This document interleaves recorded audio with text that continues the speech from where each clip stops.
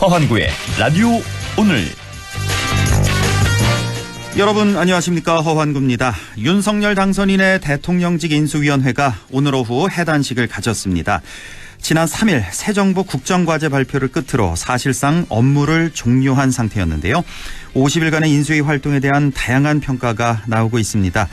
안철수 인수위원장은 역대 어느 인수위보다 묵묵히 열심히 일하고 있다는 평가를 받는 것으로 알고 있다며 자부심을 나타냈습니다만 세간의 평가는 조금 달랐습니다. 존재감도 약했고 색깔도 없었다. 담대한 비전과 선명한 정책을 담아내지 못했다. 대체로 아쉬웠다는 반응이 많습니다. 어쨌든 인수위는 오늘로 활동이 끝이 났습니다. 이제 남은 몫은 새 정부가 채워야겠는데요. 국민에게 희망을 주는 집권 5년의 청사진이 하루빨리 나와야겠습니다. 5월 6일 금요일 라디오 오늘 광고 듣고 시작합니다. 아유입니다. 어쩌면 우리는 지구 위에서 우리란 말을 가장 많이 쓰는 사람들 아닐까요? 우리 남편, 우리 손주, 우리 회사. 소중한 우리를 위해 우리가 바꾼다. 우리 마음속 첫 번째 금융, 우리금융그룹. 6월 말이면 개별 서비스 인하 혜택도 끝나는데 요즘 신차 계약하면 얼마나 오래 걸려요? 방금 주문하신 쌍용 자동차 나왔습니다. 완전 빠르네요. 5월 쌍용 자동차 계약 시 대기업 시 바로 픽업. 선수율에 따라 최대 36개월 무이자도 가능하대요. 5월엔 쌍용 자동차 전시장으로. 자, 던졌습니다. 돌직구인가요? 이건 처음 보는 철직구네요. 돌직구보다 빠른 주문과 배송 속도, 눈앞에서 확 떨어지는 가격까지. 이 놀라운 선수가 누구죠? 국내 최초 온라인 철강직구 쇼핑몰 스틸 1번가. 말씀하신 순간 철직구 더 가네요. 스틸 1번가. 네, 라디오 오늘 금요일 순서 시작합니다. 1부 원래는 한 주간의 시사 이슈 진단해보는 최진봉의 시사 포커스인데 지금 연락이 좀 안 되고 있어서 잠시 후에 만나보겠고요. 2부 이슈 오늘에서는 6.1 지방선거 출마자들 만나보고 있죠. 오늘은 더불어민주당 김상선 영양군수 예비후보 만나보겠습니다. 이어서 HS 인베스트먼트 조진희 대표와 함께하는 부동산 매거진 함께 하시겠습니다. 자, 라디오 오늘 생방송 놓치신 분들 유튜브로도 다시 들으실 수 있습니다. 많은 애청 바랍니다.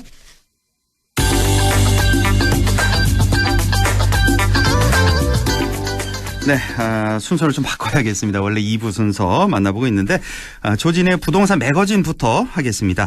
자, 대통령직 인수위원회가 지난 3일이었죠. 110대 국정과제를 발표했는데 그중에서 이제 부동산 정책도 꽤 많았습니다. 자, 윤석열 정부의 부동산 정책 하나하나 좀 알아보겠습니다. HS 인베스트먼트 조진희 대표와 함께하죠. 조 대표님 안녕하십니까? 네, 안녕하십니까? 아유, 갑자기 저희가 연락을 드려서 뭐 식사 중 네. 아니셨어요 혹시? 아닙니다. 그건 아니었습니다. 감사합니다. 연락이 돼서. 예.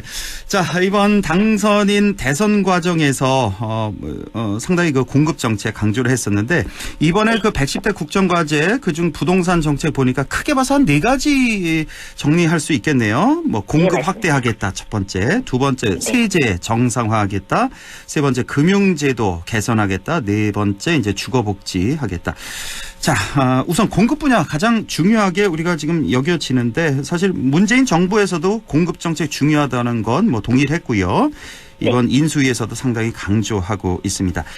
자, 우선 그 1기 신도시 집값 상승이 지금 강남 재건축 시장 못지않게 크게 상승하고 있다는 것도 역시 이쪽 지역에서 기대감, 그만큼 공급이 상당히 많이 늘 거라는 그런 기대감의 반영이라고 볼 수가 있겠네요. 예, 맞습니다. 그러니까 인수위가 이제 오늘 그 해단식을 가졌는데요. 네. 이제 가장 컸던 내용 중에 하나가 공급은 서로 얘기를 했지만 구체적으로 공급을 할 수 있는 안이 실현되지 못했다라는 의견들이 나왔었고, 예. 또 그게 이제 실천을 하는 과정에서 반드시 진행되어야 될 여러 가지 이제 일정들을 감안하지 않은 공급 정책이었다. 이런 부분들에 대해서 이제 부담을 갖고 했던 것만큼 일단 가장 크게 빨리 공급이 가능한 지역 그 선정 기준이 이제 재정비구역 뭐 이런 어떻게 보면 재건축 재개발을 좀 빨리 갈 수 있게끔 해주겠다는 거였고, 네. 가장 이제 서울에서 인접해 있는 분당과 일산과 같은 일기 신도시를 대상으로 해가지고 정비사업법을 이제 특별법으로 조정을 해서 공급량을 2배 정도 늘리게 되면 단기간 안에 공급이 가능하다. 이 부분에 대해서 이제 그 계속 의견들을 접었다가 다시 이제 지난번부터 다시 시작하겠다고 하다 보니까 예. 최근 들어서 분당 아파트 값은 거의 강남 수준까지 올라온 것 같습니다. 그래요. 예. 통계적으로는 0.05% 올랐다고 하는데 저희가 생각하기에도 이 가격이 맞아라고 나올 정도로 오르고 있다라고 볼 수 있는데요. 예. 무엇보다도 기존의 어떤 재건축이나 재개발 같은 경우는 어떻게 보면은 2주기 정도를 두고 그 실제 조합 설립해서 철거까지 그 시간들 동안이 굉장히 시간이 많이 걸리는 부분들이 있었습니다. 그렇죠. 예. 예, 근데 이번 일기 신도시 같은 경우는 당장에 10만 호 정도의 공급량이 나오기 때문에 인수위 쪽에서는 공급 정책으로서 이 첫 번째 제안을 하시다 보니까 우선은 당장에 이분들이 이주할 수 있는 공간을 먼저 만들고 지자체에서 주도할 수 있는 사업으로 가겠다. 이 부분이 가장 크게 작동을 했던 것 같습니다. 예. 그래서 이제 두 가지 지금 이제 부동산 시장 안정화 부분하고 공급 부분에 있어서 좀 구체적으로 나왔다라는 면에서는 긍정적이지만 말씀드리는 것처럼 가격이 지금 계속 오르고 있다라는 것도 제가 좀 부담스러워하는 부분 중에 하나라고 보시면 될 것 같습니다. 예, 이 점 좀 지켜보겠고 다음 이제 세제 관련해서인데 우리 조진희 대표가 이제 지난주 계속해서 이제 양도세 중과 1년 유예한다는 그 조치 네. 설명을 해주셔서 이걸 이제 네. 차치하고 그다음에 이제 임대차 3법이 참 관심이 많이 집중되는 것 같아요. 이 임대차 3법은 어떤 변화가 있을까요? 우선은 이제 그 시장에서의 혼선을 최대한 줄인 상태로 가겠다라고 이제 말하고 있습니다. 그리고 가장 중요했던 이유가 임차인의 주거 안정을 가장 중요시 하겠다라고 했기 때문에 부작용을 최대한 줄이겠다라고 했습니다. 근데 이제 문제는 지금 현재 여당에서도 반대를 하고 있고 임대차 시장을 합리적으로 정상화하기 위해서는 당장에는 다 제도적인 개선이 어렵다라고 보고 있습니다. 그래서 최근 들어서 이제 서울시에서도 그걸 먼저 내세웠는데 그러니까 장기적으로 임대 리츠를 활성화해서 민간 임대주택의 공급을 늘리는 형태로 해가지고 이런 어떤 임대차의 문제점들, 장기 임차적인 문제점들을 좀 해결하겠다. 예. 이런 부분들을 이제 그 이번에 의견들을 나눴다고 하시면 될 것 같습니다. 예. 네. 자, 그리고 또 하나 좀 주목해 볼 게 그 임대 사업 제도가 있었잖아요. 그래서 그 문재인 정권에서는 이 임대 사업자에게 뭐 너무 많은 혜택을 줬기 때문에 이게 뭐 집값 상승의 원인이 됐다. 그래서 이 혜택을 다 폐지를 했었잖아요. 근데 그 폐지됐던 어떤 혜택을 좀 조정한다? 다시 살린다? 뭐 이런 내용도 좀 있는 것 같아서요. 그 임대 사업자에게 그 폐지됐던 그런 혜택들 다시 뭐 부활하는 게 있습니까? 예, 우선은 임대 사업자를 살리는 부분에 있어서는 굉장히 부정적인 요소가 됐던 것 중에 하나가 세제를 탈루하기 목적으로 주택을 구입해서 판매하는 용도로 다 돼서 결국에 이제 투기의 중심 강력하게 임대사업자를 폐지했던 부분도 있었습니다. 예. 특히 이제 4년짜리 단기 임대주택 같은 경우는 거의 이제 지금 기준으로 이제 임대차법이 바뀌어가지고 계약갱신 기준으로는 4년입니다. 그러면 한 보통 이제 그 양도세가 대해서 좀 그 일반 과세로 전환되는 시점이 3년 뒤라고 놓고 보았을 때 4년 차가 되었는 매수 중에서는 굉장히 큰 기대 시련을 갖고 갈 수 있다는 점에서 계속 이게 목적이 되니까 안 된다라는 부분이 컸습니다. 그리고 무엇보다도 종부세를 합산해서 배제를 하던가 양도세 중과를 배제를 해줬다라는 특혜가 있었기 때문에 이 부분에 대해서는 이번에 계속 보다는 완화시키는 형태로 간다라는 거고요. 또 한 가지는 이제 그 새 정부 입장에서는 등록 임대주택이 임대 기간을 의무적으로 어느 정도는 채워야지만에 대한 중과 부분을 좀 완화시켜주겠다. 이런 부분을 얘기하진 않습니다. 이제 가장 컸던 거는 4년 임대차 이 세제 혜택이 그 뭐 양도세 중과나 종부세 배제가 되는 혜택이 당장에 주어지지 않는다 하더라도 어찌됐건 간에 4년 임대차 기간 동안의 세제 혜택이라든가 그 이후에 팔 때 양도세 중과 부분이 완화되는 것만이라도 하더라도 어떻게 보면 그 다주택자들이 사들이게 수밖에 없는 그 상황은 우려할 수밖에 없는 상황이라고 보시면 될 것 같습니다. 예, 조 대표님 지금 전화 상태가 계속 중간중간 끊어져서요. 잠시만 좀 끊겠습니다. 다시 전화를 드릴게요. 전화를 끊어주시고.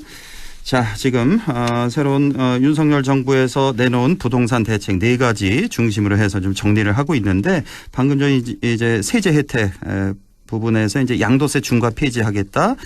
그다음에 이제 6억 이하의 그 주택에 대해서 임대사업자에게 종부세 합산을 뭐 배제하겠다. 뭐 이런 정도. 그러니까 완전히 혜택을 완전히 부활하는 건 아니고요. 예, 일부는 좀 부활할 것 같은 그런 내용이 있습니다. 자, 이렇게 4가지. 첫 번째 이제 공급 확대 정책, 그다음에 세제 정상화 알아봤고 이제 금융제도 개선하겠다, 주거복지 실현하겠다 이렇게 2가지 정책이 남아 있는데요. 조 대표님, 그다음에 금융제도 대출 뭐 많이 규제를 했었잖아요. 예, 이것도 좀 손본다 그러는 거죠? 네, 이번 이제 그 상의된 금융제도 개선에 있어서는 하기를 결정합니다. 예. 너무 무리하게 대출한 거에 대해서는 여전히 제재하겠 정부 입장이 결정될 것. 단지 이제 LTV부는 좀 이제 좀 시장의 상황에서 풀어주겠다라는 수기 지역이나 과열 구역 상관없이 생애 최초 같은 경우는 80%까지 대출을 해주기를 결정을 하고 그다음에 1주택자 같은 경우는 70%까지 대출을 해주기로 했습니다. 근데 이제 시장에서 우려하는 사항은 뭐냐면 아이고, 예, 조 대표님. 예, 조 대표님. 네. 상태가 더 안 좋아졌는데 다시 한 번만 연결할게요. 예, 죄송합니다. 예, 다시 한번 끊고 연결하겠습니다. 자, 대출 규제 완화 정책도 나왔습니다. 다시 한번 제가 좀 정리를 해드리자면 자, 이게 다주택자에게는 아예 대출이 안 됐었는데 이 다주택자에게도 40% 정도까지 대출을 해주는 방안도 지금 추가적으로 내놓은 상태고요. 그다음에 이제 생애 최초 주택 구입자에게는 뭐 여러 번 알고 계시듯이 뭐 조정 지역, 뭐 투기 지역 여러 지역이 많은데 이런 거 다 상관없이 모든 지역에서 생애 최초 주택 구입자에게는 80%까지 담보 대출을 해주겠다라고 결정이 됐고 1주택자 같은 경우도 70%까지 LTV 한도를 늘려주는 그런 방향으로 잡았다는 거 지금 인수위가 발표를 한 내용입니다. 예. 자, 지금 연결 지금 계속 하고 있는데요. 예. 자, 이 정도로 보고요. 그다음 이제 주거복지 실현 관련해서 그 내용도 좀 알아보겠습니다. 예. 자, 예, 연결이 됐네요. 예. 다음 이제 뭐 지방도시 같은 경우에 이제 메가시티화 뭐 이런 내용이 좀 나오고 있는데요. 좀 여쭤보죠. 조 대표님. 네. 그 지방도시를 뭐 메가시티화 하겠다는 그런 뉴스가 좀 들려요. 그래서 네네. 뭐 성장 기반 동력 제공해서 지역의 이제 균형 있는 발전을 통해서 공급을 늘리겠다. 뭐 이런 내용인 것 같은데요. 네. 이 내용도 좀 설명해 주실까요? 메가시티? 예, 말 그대로 메가시티는 여러 개 구역의 도시를 묶어간다라서 큰 규모가 된다라고 보시면은 가장 쉽게 이해하실 수 있는 부분인데 네. 이게 기존의 중앙정부에서 너무 서울 수도권에 집중되는 기업들이 중앙으로 몰리는 거에 대해서 또 이제 관공도시라든가 이런 것들을 지역으로 분산시키는 정책을 폈습니다. 네. 근데 이제 문제는 그 기업이 내려가서 정착하고 거기 해당되는 근로자들이라든가 사람들이 같이 가서 좀 계속 정착이 되고 확대가 되었었는데 이게 일부만 내려가다 보니까 결국에는 부족한 부분들이 많아서 그게 크게 활성화되지 못했습니다. 네. 그래서 이번에는 기업 혁신과 그다음에 도심이 같이 함께 융화될 수 있는 어떤 특구로서 성장 기점을 좀 만들어줘서 지역이 함께 성장할 수 있는 기반을 만들겠다라는 게 이제 메가시티의 기본안인데 네. 여기서 가장 큰 것은 그것이라고 보시면 될 것 같습니다. 기존에는 네. 그 뭐 어떤 산업단지 만들고 공장 만들고 회사들 이전시키는 거였다가 한다면 이번에는 광역 교통망하고 거기에 이제 같이 그 각 시도별로 어떤 업무에 대해서 빨리 신속하게 결정하고 투자를 지역에다가 특별히 더 예산을 내린다거나 하는 부분들을 통해 가지고 특히 이제 계속 개발 계획이 될 수 있게끔 지원을 해준다는 내용들을 포함하고 있습니다. 그래서 이제 뭐 가령 예를 들어서 지금 이제 그 가장 가까운 것만 하더라도 부울경이라고 해서 예, 부울경 메가시티. 예, 맞습니다. 부울경 같은 경우 6월달에 특례법까지 적용돼서 특례시티가 되었는데 그렇게 되면 어떤 부분이 장점이 있냐면은 해당 지자체에서 결정되는 상황을 뭐 예를 들어서 큰 대규모 사항 같은 경우를 국토부 결쳐서 중앙정부까지 가가지고 결재를 받아야 됐다고 한다면 예. 이 과정이 생략되고 지자체 자체에서 특별법으로 해서 적용을 할 수가 있습니다. 그래요? 이런 부분들이 아무래도 좀 더 신속하게 사업을 진행할 수 있고 그에 따른 인력들을 유입시킬 수 있다는 면에서는 큰 장점이 될 것으로 보여집니다. 예. 자, 이런 장점들 뭐 쭉 설명을 해 주셨는데 새 정부에서 이제 아까 말씀하신 뭐 공급 정책과 더불어서 부동산 가격 상승이 될 수 있는 그런 요인이 될 수도 있겠다. 뭐 이런 얘기도 많이 들리는 것 같은데요. 네, 맞습니다. 이번에 그 메가시티 지금 부울경뿐만 아니라 예. 창원 마산 지역도 최근에 주방 같은 경우 미분양도 많이 쌓이고 가격이 하락하는 시점에서 다시 지금 가격이 오르는 급등 현상들도 같이 보이고 있습니다. 부울경도 그래요, 지금? 예, 그렇습니다. 그래서 사실은 이제 그동안 이제 이번 정부가 그 분양가 상한제라든가 그다음에 이제 고분양가 규제라든가 이런 걸로 해서 묶어놨던 것들이 있었는데 네. 메가시티화 됨으로 인해서 뭐 1시간 안에 서울 수도권이 KTX로 연결이 된다던가 뭐 공항이 새로 들어가가지고 2시간 안에 전국 생활권이 가능해진다거나 이런 어떤 청사진이 나오게 되면서 결론적으로는 이제 수도권에 대한 과밀 권역을 어느 정도 해소시킬 수 있는 인근 지역까지도 예. 충분히 성장할 수 있다라는 기대감 때문에 가격이 좀 오르는 형상으로 보여지고 있습니다. 그렇군요. 예. 네. 자, 이제 오늘 내용 좀 정리하는 그런 차원에서 네. 자, 이렇게 뭐 서울 강남 목동 중심으로 그리고 또 신도시 일기 신도시 재건축 중심으로 해서 또 메가 지역 같은 경우는 이제 지방도시 메가시티 등등으로 해서 부동산 시장 가격이 상승이 좀 상당히 상승될 걸로 예상이 되는 이렇게 되면은 부동산 상당히 좀 양극화가 그 나머지 지역은 또 상당히 내려가고 있어서 네. 그런 좀 여러 가지 우려가 좀 있겠네요 앞으로. 예, 근데 이제 한 가지 조심하셔야 되는 게 예. 지금 주식 시장도 마찬가지로 이제 미국에서 0.5% 뭐 이제 그 단계를 올려서 그 금리를 올렸던 것처럼 하반기에 저희 나라도 금리 인상이 예상되고 있습니다. 그렇습니다. 그럼 그러다 보니까 실질적으로 지금 전반적인 매수세가 예전처럼 막 그 가격이 뛸 때처럼 올라가 있지는 않습니다. 그래서 정부가 이번 새 정부가 출범하면서 뭔가 좋아질 거라고 막연한 기대에서 쫓아가시기보다는 올 연말까지 좀 보셔야 되는 게 원자재 가격이나 여러 가지 경제적인 악조건 상황들이 어느 정도 개선이 돼서 평준화가 되는지를 좀 지켜보신 다음에 매수 전략을 펴시는 게 좋지 않을까 싶습니다. 예, 그렇군요. 여러 가지 뭐 부동산 시장 상승 요인은 많이 있지만 역시 부동산을 잡는 제1 처방약이 금리인 것 같아요. 금리에는 뭐 당할 장사가 없는 것 같다. 그래서 너무 이렇게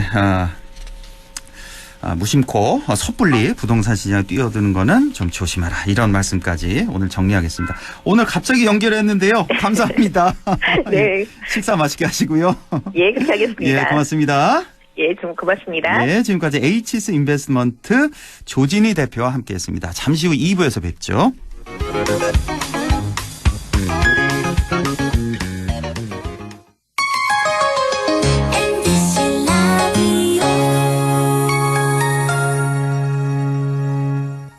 가구 살 땐 꼭 한번 가보자. 안동 명품 가구 백화점. 흑표 흑침대, 양성국 갤러리, 금성침대, 한국 가죽 소파, 장수돌 침대. 다양한 브랜드 가구를 한 곳에서 쇼핑할 수 있는 대형 가구 전시장. 안동 명품 가구 백화점. 정말 준비 없이 와서 고생도 좀 했죠. 지나보니 알겠더라고요. 조급증 나는 도시생활 습관을 벗어던지는데 시간이 좀 필요했던 거였어요. 근데 지금은 정말 자연과 환경이 살아있는 영천시로 자랐다 싶어요. 전원생활의 꿈 귀농귀촌 1번지 영천시가 함께합니다. 예, 며느라. 밥 했어? 설거지 했어? 쓰레기 버렸어? 청소했어? 빨래했어? 개밥 줬어? 아들 낳았어? 딸 낳았어? 아무것도 안 하고 싶다. 이미 아무것도 안 하고 있지만 더 격렬하게 아무것도 안 하고 싶다. 지금은 그냥 라디오만 듣고 싶다. MBC 라디오. MBC 라디오. 라디오 청취자 10명 중 4명이 듣는 방송. 국가대표 라디오 MBC 라디오. 이거 마스크 끈이 끊어졌네. 모르는 사이지만 이거 쓰실래요? 서로 배려하고 유모차. 문화는 다르지만 고맙습니다. 서로 도움 주고 돈 찔러러 왔어요. 방식은 다르지만 함께 응원하는 우리. 존중과 배려가 우리를 하나로 이어줍니다. 공익광고협의회. 마음을 열어줘. 다가가 나 속삭이도록 언제나 나 생각으로 행복해야 해요.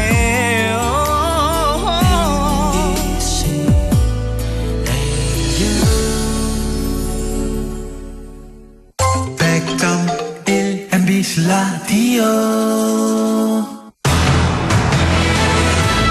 네, 6시 25분 42초 지나고 있습니다. 이슈 오늘 시작하죠. 6일 지방선거를 향한 시간이 빠르게 흘러가고 있습니다. 이제 오늘로 26일 앞으로 다가왔는데요. 출마 후보자들 만나보고 있죠. 오늘은 더불어민주당 김상선 영양군수 예비 후보를 만나보겠습니다. 자, 김상선 후보님 안녕하십니까? 네, 안녕하십니까. 예, 반갑습니다. 영양군수에 출마를 하셨는데요. 우선 자기 소개부터 좀 해주시겠습니까? 예, 우선 국가대표 라디오 MBC에서 이렇게 인터뷰하게 돼서 저는 개인적으로 영광입니다. 네, 감사합니다. 예, 사랑하고 존경하는 영양군민 여러분, 그리고 우리 안동 MBC 라디오 오늘 애청자 여러분, 안녕하십니까. 저는 제8회 전국 동시지방선거 영양군수에 입후보한 더불어민주당 기호 1번 김상선 인사드립니다. 2년이 넘는 시간 동안 코로나19로 인해서 우리 건강과 시름이 얼마나 깊어졌습니까? 이런 가운데 제가 안부조차 여쭙기가 송구합니다만은 4년 전에 이어서 다시 한번 영양국민들의 현명한 선택을 받고자 저 개인적으로의 어려움을 극복하고 진심을 다해서 출마를 결심했습니다. 네. 많은 응원과 아낌없는 성원 부탁드리겠습니다. 네, 4년 전에 이어서 이번에 이제 두 번째 출마하신데, 자, 영양군수 출마 결심하시게 된 계기, 출사표 좀 들어볼게요. 예, 앞서 인사말에도 잠깐 언급을 했지만서도 4년 전 영양군에서 민선 7기에 이르기까지 단 한 번도 도전하지 않았던 처음으로 더불어민주당 기호 1번을 제 가슴에 새기고 출마한 바 있습니다. 영양군민 여러분, 견제되지 않은 권력은 반드시 부패합니다. 지역 정세의 길에서 큰 노력 없이 공천만 받으면 당선이 되고 영양군의 통수권을 가지게 된 결과 과거를 한번 되새겨 보십시오. 선거 기간에 그 많은 공약들, 그 많은 약속들 지켜졌습니까? 그렇게 30년이라는 기나긴 시간 동안 패거리 정치 문화와 더 공고해졌지 않습니까? 이젠 영양군민들이 깨어나셔야 합니다. 진짜 영양을 위한 일이 무엇인가에 대해 고민을 해 주십시오. 영양군민들이 민주당에 견제할 힘을 주셔야 영양군의 발전은 물론 우리 영양군민들의 삶의 질이 한층 더 나아지리라 생각합니다. 네. 저에게 힘을 주십시오. 저는 영양군민들만을 위해서 정치를 하겠습니다. 견제되지 않은 권력은 반드시 부패한다. 민주당에 견제할 힘을 달라는 출사표셨고, 자, 다른 후보들과 차별화된 나만의 장점이 있다면요? 예, 우리 영양군민들은 다 잘 알고 계실 텐데요. 이 젊음으로 바탕으로 한 패기와 그 추진력이라고 저는 감히 말씀을 드리고 싶습니다. 영양군은 대한민국에서 가장 빠른 속도로 고령화되고 가고 있지 않습니까? 네. 이건 거역할 수 없는 일이죠. 다만 행정을 순으로 수반하는 군수의 몸과 의식마저 노화되어서는 안 된다고 생각합니다. 건강한 신체와 젊은 사고로 영양군민들과 우리 어르신들을 잘 보살피고 영양에 힘을 불어넣겠습니다. 상생과 균형, 이것을 합리적인 사고를 바탕으로 만들어집니다. 오직 공천만 받아 정치를 하겠다는 생각은 굉장히 위험합니다. 영양군과 국민을 위해 위하기보다는 공천이 곧 당선이라는 것, 영양군민들을 기만하고 정치를 개인의 영달로 삼는 오류를 범하기 마련입니다. 평생 영양군민으로서 또 농민으로 살아온 저 김상선에게 기회를 주는 것이 우리 영양군민 여러분에게 스스로 기회를 주는 것이라고 생각합니다. 예, 나만이 갖고 있는 패기와 추진력 장점 들어주셨고, 지금 김상선 후보님 목소리만 들어보니까 한 30 되신 것 같은데요. 나이가. 실례지만 나이가 어떻게 되십니까? 원래 저희 나이는 50입니다. 아, 50 되셨고요. 예. 네. 자, 아마도. 30대처럼 제가 뛰어다니겠습니다. 예. 김상선 후보님이 제일 많이 듣는 질문이 아닐까 싶은데요. 보수적인 우리 지역 한계가 있잖아요. 민주당 후보로서. 자, 어떻게 극복해 나가시겠습니까? 예, 방금 사회자님께서 말씀하고 같이 지역 정서상 어려움은 부정할 수 없는 현실입니다. 네. 그럼에도 불구하고 영양군에도 민주당을 지지하는 우리 영양군민들이 엄연히 있지 않습니까? 네. 그리고 경북 관내 시군에서 기초의원의 경우 이제 무소속 당선 비율이 가장 높은 것이 또 우리 영양입니다. 아, 그렇습니까? 이 점이 바로 이제 저희가 비집고 들어갈 텀이 있다는 반증인 것이죠. 네. 따라서 영양군에 정말 필요한 공약을 잘 준비하고 미래에 대한 비전을 정확히 제시함으로써 진심으로 영양군민들에게 호소한다면은 저는 현장에서 답을 찾아줄 수 있을 거라고 생각합니다. 게다가 저에게는 상대 후보에게는 없는 말씀드렸다시피 젊은 패기가 있습니다. 그 패기를 바탕으로 강한 추진력을 무기로 필승의 의지를 불사르겠습니다. 예, 더불어민주당 김상선 영양군수 예비후보를 만나고 있습니다. 현재 영양군이 갖고 있는 현안 가운데 가장 큰 문제점은 무엇이고 또 어떻게 해결해 나가시겠습니까? 예, 가장 큰 문제점은 아무래도 우리 영양이 육지 속의 섬이라고 불리는 오명이죠. 예. 철도, 고속도로, 심지어 그 흔한 4차선 도로조차도 영양에는 없습니다. 그야말로 교통 오지입니다. 이걸 극복하는 게 당면한 최대의 과제이고 우리 영양 국민들의 오랜 수건 사업입니다. 예. 답은 이미 나와 있습니다. 이를테면 남부 국축 고속도로 미개통 구간을 조기에 건설하자 이러면 되는 겁니다. 예. 자치단체장의 의지의 문제만 남아 있는 건데 그간 전임 군수들이 뭘 했나? 이건 되물어 볼 수밖에 없지 않습니까? 예. 길군수, 건설군수라고 불리던 12년 그리고 또 그 당에서 바통을 이어받아서 선출된 직전군수 또 4년 뭘 했습니까? 이미 2007년도에 11월 제4차 국토종합계획에 반영되었고 남부국축고속도로는 2009년에는 국토부에서 기본계획까지 수립을 했습니다. 예. 게다가 부산 영천과는 이미 개통이 되어 있고 남아있는 미개통 구간을 우리가 건설하자 이 말을 하고 이 의지를 가지고 가면 되는 겁니다. 예. 영천에서 청송과 영양을 경유해서 평창 양구 이르는 남부구축고속도로 조기 건설은 이 선택의 문제가 아니라 이 영양이 앞으로 도태되거나 소멸되는 죽고 사는 문제입니다. 4년 전에도 지금도 한결같이 저는 주장했고 영양을 내륙으로 소통하는 교두보 남부구축고속도로 조기 건설만이 반드시 내가 해내야겠다. 저 김상선이 해내겠다. 이런 말씀을 드리고 싶습니다. 이미 남북 구축 고속도로가 이제 2015년 전이네요. 국토종합계획에 반영이 됐고 2009년에 기본 계획이 수립됐다. 지금 부산에서 영천 가는 개통된 상태고요. 그러면 이제 영천에서부터 이제 청송 영양을 거쳐서 평창 양구에 이르는 미 개통 구간. 현재 지금 이 미 개통 구간에 어떻게 추진은 되고 있는 겁니까? 전혀 안 되고 있습니다. 전혀. 그러니까 기존의 자치단체장들이 얼마나 이 문제에 대해 가지고 사실 관심을 갖지 않았는 것이 열심히 드러나는 것이죠. 이 고속도로만 뚫린다면 그 교통 오지라고 하는 이 영양, 이 교통 문제가 굉장히 많이 해결이 될 것 같은데요. 예, 맞습니다. 교통은 잘 아시다시피 물류의 기본적인 그 산업 구조 아닙니까? 그죠? 그렇습니다. 그걸로 인해 가지고 비용도 줄이고 우리 농산물도 제값을 받고 이런 게 모든 것이 이제 도로망에서 교통, 운송에서 이루어지는 거니까요. 예, 이 남북 구축 고속도로 하루빨리 좀 개통이 됐으면 좋겠고, 자, 여러 가지 공약이 있으시겠지만 핵심 공약 한 가지만 소개를 해주신다면요? 예, 앞서 말씀드린 이제 우리 고속도로, 요거하고 더불어 가지고 제가 갖고 있는 보안은 종합의료원 건립을 추진하겠다 이런 말씀을 드립니다. 예. 영양은 치료 감환 사망률이 강남의 3.6배 어마어마합니다. 전국 최고의 의료 사각지대입니다. 예. 잘 아시다시피 고령화된 영양군의 응급 환자 발생률이 가장 높지 않습니까? 예. 그런데 영양군에는 치과와 한의원을 제외하고는 병의원은 거의 전무합니다. 영양병원이 있긴 하지만 경영상 적자를 이유로 응급실 운영도 어려운 그런 현실이거든요. 예. 따라서 이제 적십자 병원 영양 분원을 유치해서 내과, 안과, 신경외과, 정형외과, 산부인과 이렇게 5개 과를 신설하고 한 30병상 정도 규모로 건립하는 것을 저는 공약을 하고 있습니다. 상당히 구체적으로 계획을 세워놓으셨군요. 적십자병원 영양분원을 유치하겠다. 그래서 5개 과를 신설하겠다. 자, 지금 현재 영양 군정을 평가해 주신다면요. 우리 영양은 도서지인 울릉군을 제외하고는 전국에서 인구가 가장 적고 재정 자립도는 6% 내외로 가장 낮습니다.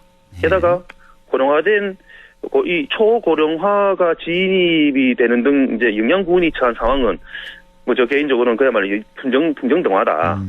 언제 저희가 뭐 이런 큰 재앙을 맞이해도 뭐 사회적으로나 여러 가지로 뭐 이거는 이러한데 이제 우리 영양에서는 국민의힘 전임 군수들은 하나같이 제가 볼 때는 끼리끼리 이 패거리 정치 문화를 형성해서 영양 국민의 안녕보다는 그들만의 세상을 즐기고 있는 것 같은 그런 성향을 저는 많이 접했습니다.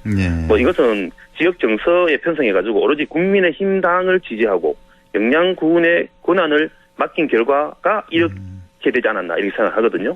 단 한 번만이라도 우리가 바꿔서 상생과 균형 이런 정치를 만들어내야겠다. 이런 말씀 드리고 싶습니다. 한 번만이라도 좀 바꿔보자 이런 말씀이시고 영양군수가 되신다면 앞으로 어떤 점에 중점을 두고 군정을 이끌어 나가시겠습니까?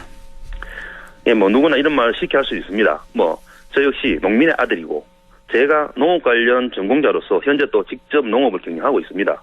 그래서 가장 농심에 가까운 그리고 농심을 가장 잘 헤아리는 그런 사람 중에 한 사람이라고 저는 자부를 합니다.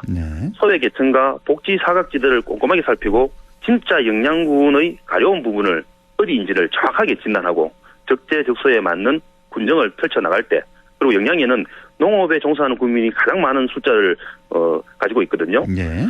큰 소득 없이 묵묵히 우리 농업에 종사하는 농민들 지금까지 얼마나 소외됐습니까? 농업은 제2의 국방입니다. 생명산업이죠. 농촌 기본소득 연 200만 원 지급을 제가 약속을 하고 농민의 기초생활 안정과 최소한의 복지를 점진적으로 확대를 해나가겠다. 그리고 오로지 영양군민만을 위한 군수가 될 것을 저 이 자리에서 다짐을 합니다. 농민 복지를 강조하고 계시는군요. 연 200만 원의 농촌 기본소득 실현하겠다. 자, 이제 마지막으로 우리 지역민과 유권자들에게 당부하고 싶은 말씀 해주시죠. 네, 벌써 마무리할 때가 됐군요. 예. 경북에서 그리고 영양에서 선거철이 되면 흔히 하는 말들이 있습니다. 뭐 그놈이 그놈이다. 이게 방송 용어로 적절할지는 모르겠지만 저는 이 말이 패거리 정치 문화를 뒷받침하는 정치꾼들의 농간이라고 감히 말씀을 드립니다. 언제 우리 영양에서 저 김창선이 일을 할 기회라도 한번 얻은 적이 있습니까? 그들만의 세상으로 영양군이 기대만큼 발전을 했습니까? 아닙니다. 그놈일지는 모르겠지만 김창선 이놈은 그놈이 아닙니다. 이 일할 기회를 주시고 이 일을 한번 시켜봐 주시고 그 결과로 판단을 해 주십시오. 개구리가 사는 나라에서는 개구리의 지도자가 되어야 합니다. 개구리가 힘이 없고 때론 볼품이 없다고 해서 뱀을 지도자로 삼으면 어떻게 되겠습니까? 영양군 화천리에서 태어나고 자라고 아직까지 화천리에 주소를 두고 단 한 번도 영양을 떠나지 않은 진짜 영양사람, 농민의 한 사람으로서 어제도 오늘도 그리고 또 내일 또 우리 영양군민들과 함께할 것을 약속드립니다. 기호 1번 김창선입니다. 감사합니다. 예, 개구리가 사는 나라에서 개구리가 지도자가 돼야 한다. 네, 말씀 마지막으로 듣겠습니다. 자, 지금까지 더불어민주당 김상선 영양군수 예비후보를 만나봤습니다. 후보님 고맙습니다. 예, 고맙습니다. 라디오 오늘에서는 청취자 여러분의 참여를 기다리고 있습니다. 우리 지역에서 발생한 사건 사고 소식이나 함께 토론하고 싶은 내용을 안동 MBC 홈페이지 라디오 오늘 게시판에 올려주시기 바랍니다. 전화와 문자 참여도 하실 수 있습니다. 전화는 851국에 7191번, 문자는 샵 0913번으로 보내주시면 됩니다. 문자는 단문 50원, 장문 100원의 정보 이용료가 있습니다. 여러분의 많은 참여 바랍니다.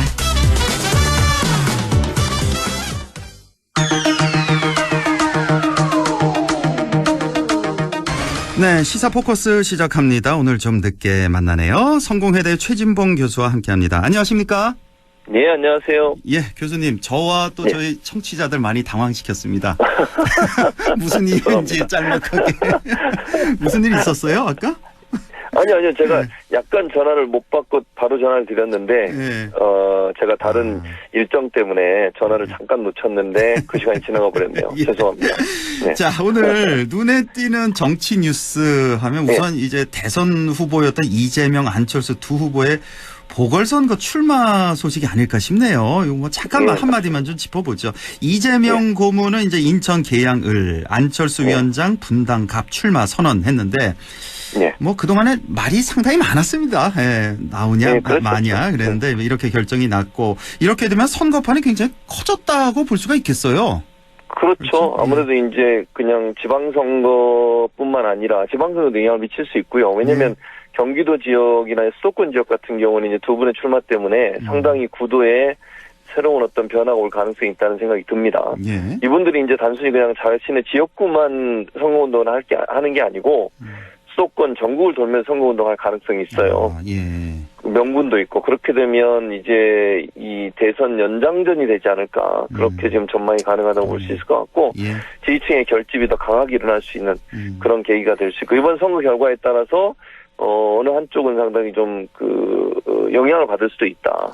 그러니까 만약에 이재명 상임고문이 당선되면서 지방선거에서 민주당이 조금 유리한 어떤 결과가 나오면 이거는 윤석열 당선인 국정 운영에 상당히 부담이 될 것이고요. 반대의 경우가 되면 이제 이재명 상임고문이 대선 가도에 또 부정적 영향을 미칠 수가 있어서 선거 결과가 상당히 귀추가 주목된다, 이렇게 말씀드릴 수 있습니다. 그렇네요. 6일 지방선거 전체 선거 판세에도 좀 영향을 주고, 나아가서 결과에 따라서는 윤석열 정부에도 상당한 영향을 미칠 중요한 보궐선거가 되겠군요. 이재명 고문 같은 경우는 이제 당내에서 전략 공천이 돼서 후보로 결정이 된 거죠.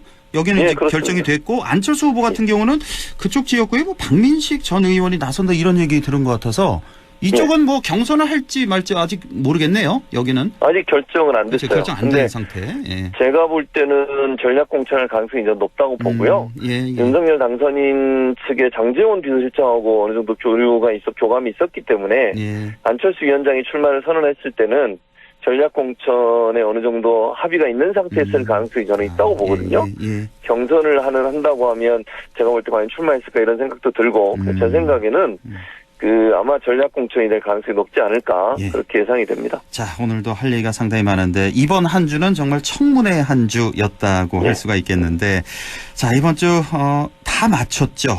인사청문회 마쳤는데 유일하게 이제 한동훈 법무장관 후보자만 다음 주 월요일 청문회가 남아 있는 그런 상태인데, 자, 지금 여러 가지 의혹이 나오고 있네요. 한 후보자 같은 경우 이제 자녀가 부모 찬스 쓴 거 아니냐, 이런 의혹을 받고 있는데, 간단히 좀 하나하나 좀 짚어보죠. 고등학생이 1년 사이에 이 딸 얘기하는 거죠. 국제학술지 논문 한 편을 포함해서 10여 편의 논문 작업에 참여했다, 이런 의혹이 나오고 있는데, 이건 좀 어떻게 보십니까? 이 의혹에 대해서는? 그 의혹에 대해서 이제 한동훈 후보자 측에서는 논문이 아니다, 에세이다, 지금 이렇게 얘기를 하고 있는 거거든요. 그래서 이제 이 성격을 어떻게 따질 거냐 하는 부분은 저는 이제 여러 가지 방법이 있는데, 제가 뭐 지금 길게 말씀을 못 드리니까 이제 분명한 거 하나는 말씀드릴 수 있는 게 뭐냐면, 그 글이 실린 책이, 그러니까 그 저널이 학술지냐 아니냐의 문제라고 저는 봐요. 만약에 학술지에 실렸다고 하면 학술 논문으로 볼 수 있거든요. 근데 이제 지금 실린 저널이 또 논란이 되고 있어요. 왜냐하면 그 저널 자체가 이게 돈만 주면 실어주는 그런 논문의 하나로 분류가 되고 있어서 그것도 지금 논란이 되고 있거든요. 그래서 예전에 연구재단에서 이걸 문제가 돼서 한국 교수들 중에 이런 저널의 논문을 실어가 실적을 챙겼던 분들이 논란이 돼가지고 비판을 받은 적이 있거든요. 여기 왜 뭐 4만 원 주고 글을 올렸다는 게 이거 말하는 건가요, 혹시? 그렇죠. 맞습니다. 4만 원. 그러니까 이게 그런 이제 제3세계 국가에서 돈 벌기 위해서 논문집을 만들고, 그 논문집은 돈만 내면 실어주는 그런 형태로 운영되는 논문들이 있거든요. 인터넷 기반으로 하는. 그런 부분들이 좀 논란이 되고 있는데, 그게 학술지라고 하면 학술 논문으로 봐야 되겠죠. 근데 이제 그런 부분을 좀 구분할 필요가 있다는 개인적인 생각이 있고요. 근데 논문이라고 하면 만약에 뭐 한동훈 후보자 측의 논문이 아니라 에세이라고 하니까 뭐 10편을 쓸 수 있다고 저는 보는데, 만약 논문으로 분류가 되면 논문은 10편을 쓸 수는 없죠. 그건 뭐 거의 불가능하다. 저도 교수지만 교수들이 한 편의 논문을 쓰려면 뭐 최소 몇 개월에서 1년 이상 걸리거든요. 근데 그거를 1년에 10여 편을 썼다? 논문이라고 하면 전제로 제가 그렇게 말씀을 드린 건데, 그건 좀 어려운 얘기고, 이제 에세이라고 하면 그냥 본인의 생각을 쭉 써 내려가는 거라면 왜 그럼 그 저널을 실었을까라고 하는 의문이 또 드는 거죠. 이런 부분에 대한 해명이 조금 청문회 때도 구체적으로 이루어진다고 저는 봅니다. 민주당 의원들이 아마 이 부분을 집중적으로 공략할 것 같은데 논문 집에 실렸다고 하면 논문으로 봐야 되는 것이고 그걸 1년에 열 몇 편을 썼다고 하면 그거는 문제가 될 수 있죠. 충분히. 이제 그런 부분들이 아마 논란이 될 것 같습니다. 논문 의혹 그리고 또 뭐 복지관의 노트북 50대를 기증했다. 뭐 이것도 이 일과 관련해서 이제 의혹이 나오고 있는 상태. 자, 국민의힘은 이거 범죄 행위는 아니지 않냐 이렇게 주장을 하고 있고 민주당에서는 조국 장관 때처럼 철저하게 수사하라 뭐 이런 요구 팽팽히 맞서고 있는데 자, 뭐 어쨌든 이번 윤석열 정부 내각 구성의 핵심은 당선인 입장에서는 지금 선택을 해야 되지 않을까 결론적으로 이제 그러니까 한덕수 총리를 선택하느냐 한동훈 장관을 선택하느냐 둘 중에 하나 이런 문제일 것 같은데요. 교수님 어떻게 생각하십니까? 근데 저는 또 한편으로는 윤석열 당선인의 스타일을 보면 그냥 둘 다 가지 않을까 이런 생각도 들어요. 개인적으로.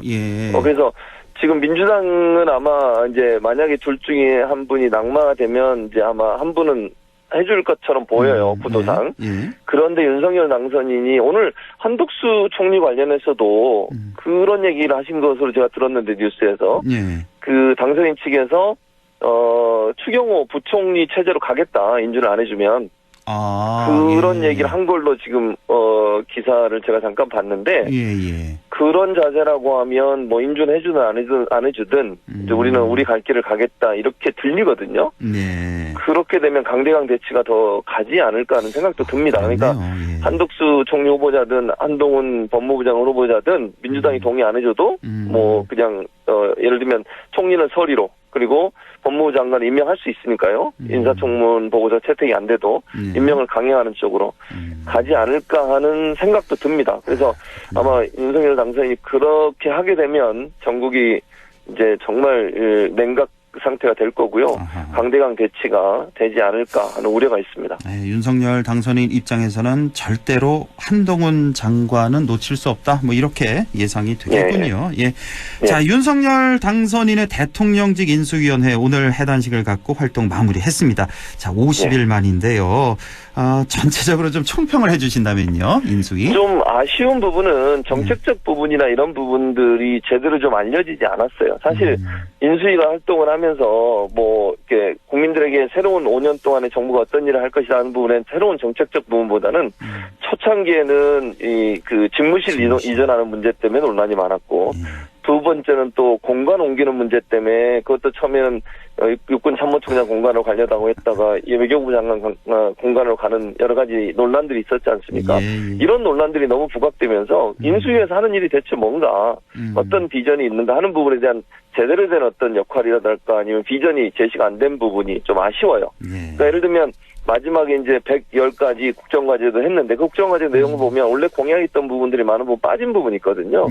이런 부분도 사실은 좀 그 국민들이 볼 때는 공약을 그렇게 쉽게 바꿀 거면 이건 그냥 선거용으로 한 거 아니냐 이런 비판이 일 수 있고 또 하나는 이제 인수위가 여러 가지 이제 정책적 대안을 내놓는 부분도 새로운 부분이 거의 없어서 사실 인수위가 활동을 많이 했는가 하는 부분에서 상당히 의문이 있고 소상공인 자영업자들은 추경 편성해서 1호 공약으로 추진한다고 하더니 처음에는 차별 없이 모든 사람한테 뭐 600만 원인가를 주기로 그렇게 계획을 세웠지 않습니까? 근데 그 부분도 지금 차별 지급하겠다고 얘기가 나오고 이러다 보니까 인수위가 대체 공약 파기하는 곳이냐 이런 비판까지 지금 나오고 있는 상황이에요. 그래서 그런 부분에서 인수위가 역할이 사실은 좀 빛을 발했고 좀 박한 평가를 할 수밖에 없는 그런 상황이 아니겠나 이런 생각이 듭니다.